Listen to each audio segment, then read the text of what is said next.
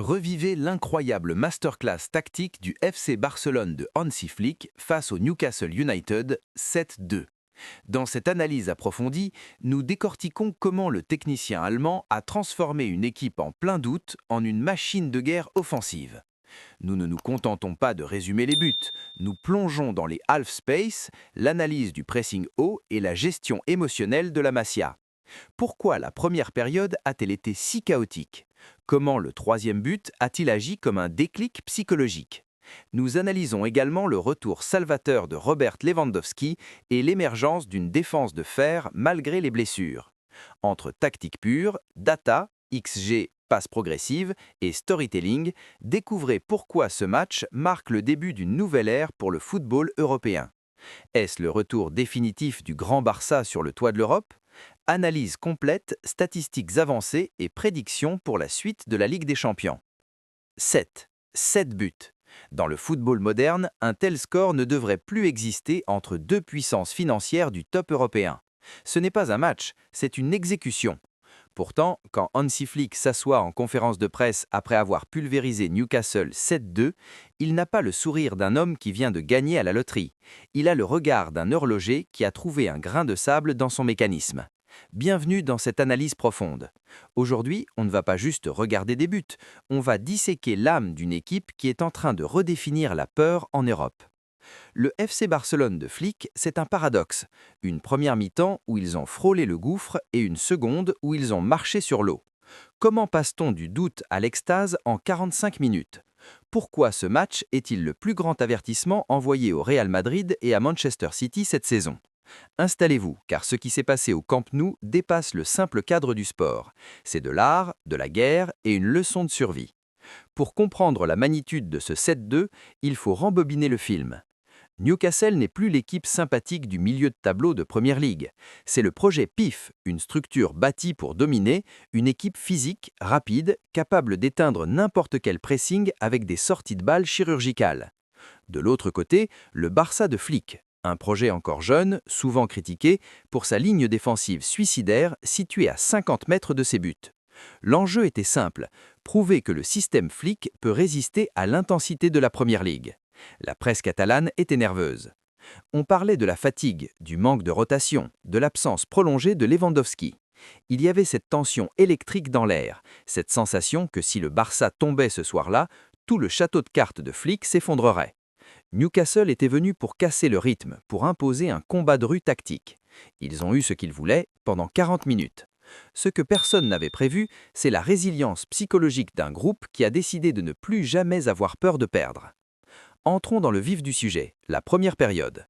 Flick l'a dit, trop de précipitation, trop de passes directes. Tactiquement, le Barça est tombé dans le piège d'Eddie Howe. En voulant jouer verticalement trop vite, les Blaugrana ont étiré leur propre bloc.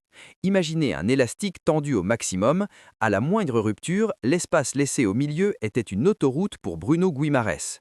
Newcastle a utilisé un pressing en 4-4-2 losange qui a complètement coupé les circuits vers Pedri et Gavi.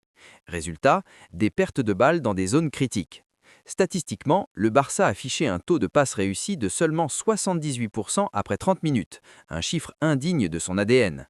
C'était du kick and rush malgré eux. La défense, dirigée par un Pau Cubarsí héroïque, a dû gérer des 1 contre 1 à répétition face à Alexander Isak. C'est ici que l'analyse devient fascinante. Pourquoi Flick n'a-t-il pas changé son plan? Pourquoi ne pas avoir demandé de reculer? Parce que chez Flick, le salut vient de l'agression, pas de la retraite. C'est une philosophie de high risk, high reward portée à son paroxysme. Chaque perte de balle était un coup de poignard, mais chaque récupération devenait une bombe atomique. 2-1 pour le Barça, mais le match peut basculer. Newcastle pousse et là arrive la 52e minute. Le fameux troisième but. Ce n'est pas seulement un but, c'est une rupture métaphysique dans la rencontre. Observez le placement de Lamine Yamal. Il décoche, attire deux défenseurs, créant un gap de 10 mètres dans le demi-espace droit. C'est là que la magie opère. La passe n'est pas latérale, elle est diagonale, brisant deux lignes de Newcastle d'un coup. À partir de ce moment, Newcastle a physiquement et mentalement lâché. Le pressing du Barça, qui était jusqu'alors désordonné, est devenu coordonné comme un ballet.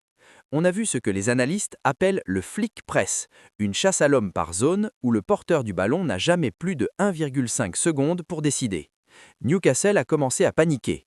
Chaque relance finissait dans les pieds de Bruno Casado ou de Pedri. Le score est passé de 3-1 à 5-1 en l'espace de 12 minutes. C'est ce qu'on appelle une avalanche tactique. Les XG du Barça ont explosé, non pas par la qualité des tirs, mais par la récurrence des situations de supériorité numérique créées par ce pressing. Parlons d'humain. Robert Lewandowski est de retour. On le disait fini, trop lent pour le système de Flick. Quelle erreur! Dans ce 7-2, son rôle de pivot a été la clé de voûte. Il n'a pas seulement marqué, il a servi de point d'ancrage permettant aux enfants de tourner autour de lui. Et quels enfants! Flick a insisté sur la mentalité de la Masia. Ces joueurs ne jouent pas au foot, ils vivent une mission. La maturité d'un Pau Cubarsí, capable de relancer sous pression à 18 ans comme s'il avait 3 finales de C1 derrière lui, est une anomalie statistique. Et que dire de Juan Garcia dans les cages? Malgré l'inquiétude sur sa blessure, sa performance a été un rempart mental. Le Barça a cette chance unique au monde, une académie qui produit des joueurs prêts pour la guerre totale dès le premier jour. Flick a compris qu'il n'avait pas besoin de recrues à 100 millions, il avait juste besoin de donner les clés du camion à ceux qui ont le sang catalan.